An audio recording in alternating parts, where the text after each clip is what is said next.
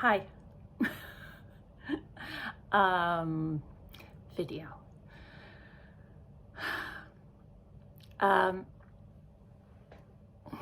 no, I'm gonna do it. I'm gonna do it.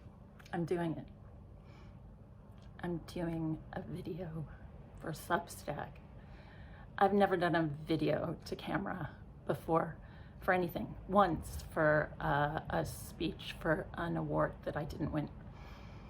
And it took me like 3 hours of rehearsals. Anyway, I'm doing this video because I want to write a piece tomorrow, but I can't write it because I'm driving back from Wales, where I've been staying at this lovely Airbnb owned by my friend Frances, who lives in it's a converted barn milk shed, and she lives in the farm with her husband next door, the farmhouse. They don't live like on the land. And I am driving back, and I won't be able to write a piece tomorrow, but I just wanted to write about what it's like when you finish a big draft of something, which I just did.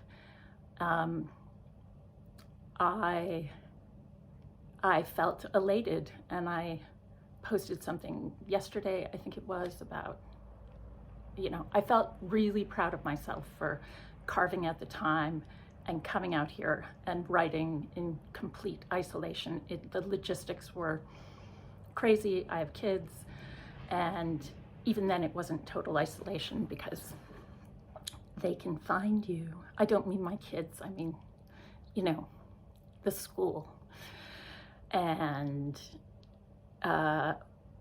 various WhatsApp chats. But I felt elated when I finished, and then today I've just been completely at loose ends. Like, I did stuff, but I just felt like this. A strange thing happens when you become really absorbed in the writing process for several days, or if you're really lucky, several weeks or months on end. And this novel was the culmination. There have been many, it's been hundreds of hours. And then I set it aside for like a year. I had to. There was other stuff going on, but it was good. And then you come back and you finish it in a gust. And that gust just feels so absorbing and so just incredibly energizing and fulfilling. Like, it literally, like physically, I felt filled by it. And then I sent it out to a small, carefully selected panel of first readers who will come back to me shortly-ish, and then I do a few more fixes and send it to my agent. But what happens when you do that, when you send it off, is just this sensation of emptiness. Just like, where's my thing? It's kind of like, I won't do a baby metaphor.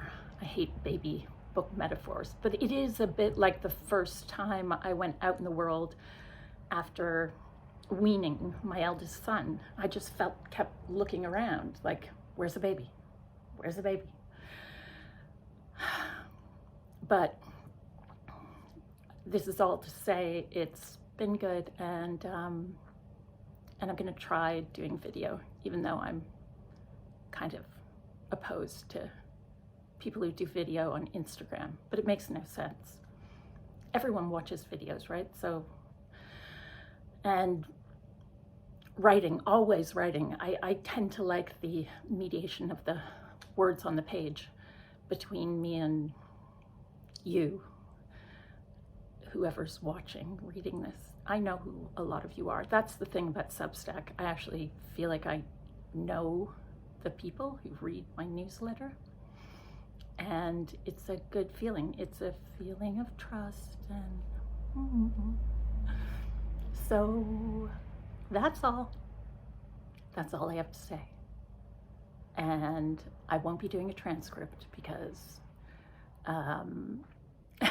because you wouldn't want to read this, but I will post the audio in case you want to listen. It's an experiment like everything else.